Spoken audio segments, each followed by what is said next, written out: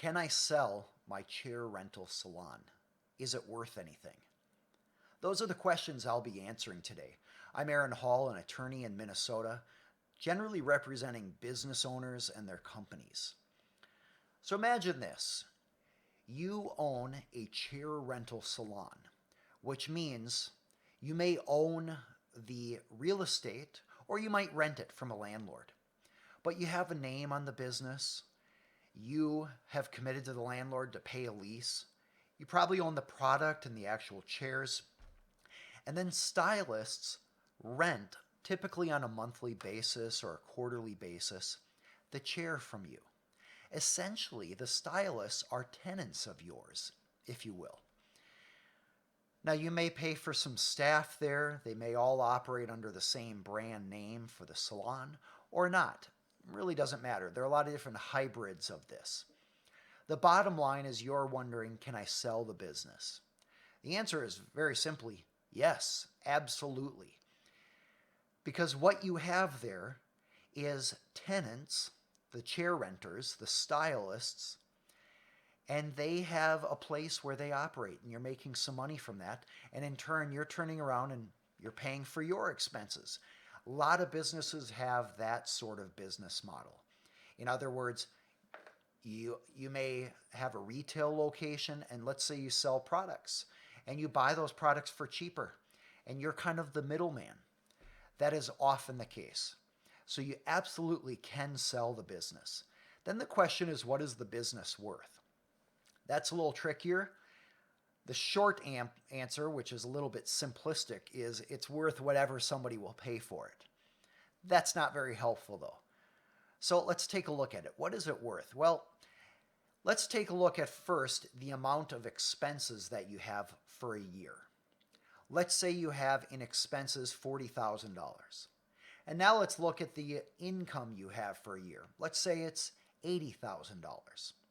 That means you have, it would appear, $40,000 expense and then a $40,000 profit margin. But now we have to take into account how much you work during the year. Do you work 3 hours a week or do you work 40 hours a week? Well, if you work 40 hours a week, you could say, well, how much would it take to replace me and hire another person to manage the salon? Let's say it's $40,000. Well, at that point then, if you do the math, you have $40,000 in expenses. You have $40,000 to pay a manager.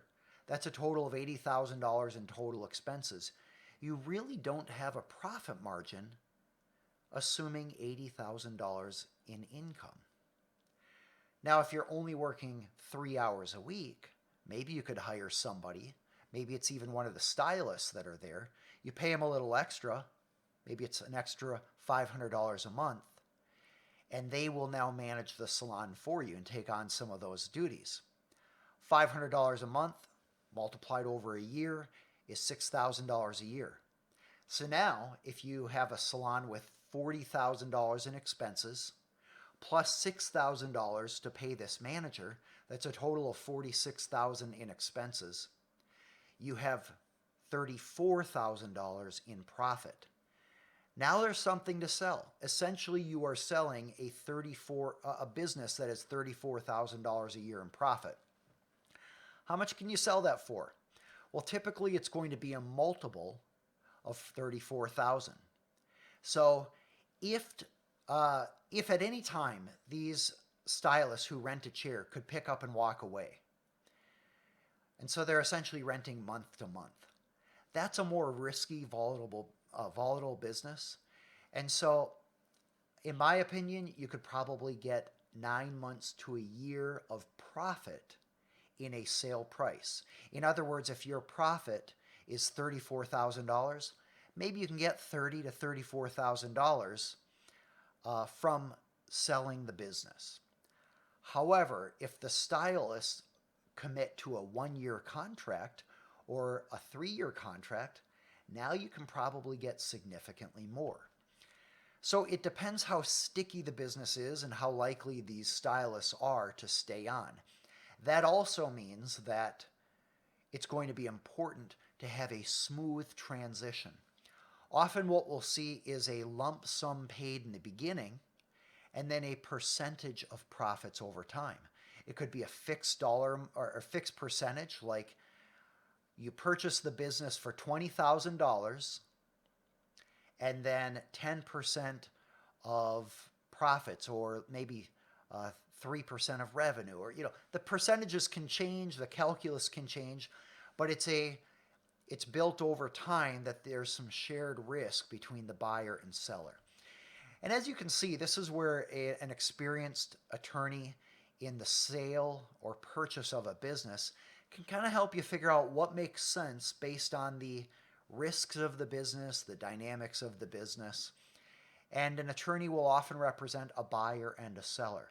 A broker can also help with this. A broker typically is going to request 8 to 10% of the sale price, typically paid by the buyer. Often, attorney will be less than that. And the attorney can handle drafting up all the documents, so you're not paying for both a broker and an attorney. So that gives you a sense on what is involved in selling a salon business where you are renting chairs. We also covered, how do you figure out what it's worth? What would the sale price be? Now again, regardless of what kind of calculus we use or what kind of multiple of profits, it comes down to, is there a buyer? Often the buyer is going to be somebody who either owns another salon in the area, so they already have familiarity with how to manage this and they're adding that onto their portfolio of businesses, or you're selling to a stylist who's currently renting a chair. They already know the business, they see the value, and they would like to run the business for years after the initial sale. And so although they may pay 1 year of profits to you as the owner, or the seller I should say, they may own the business for 10 years, and so they're going to reap significant profits over that time. So there you have it. That's whether you can sell a chair rental salon business and how do you figure out the price. To learn more information on these general concepts, you're welcome to contact aaronhall.com, a website I have with all sorts of information, or reach out to me directly if you need representation related to a business in Minnesota.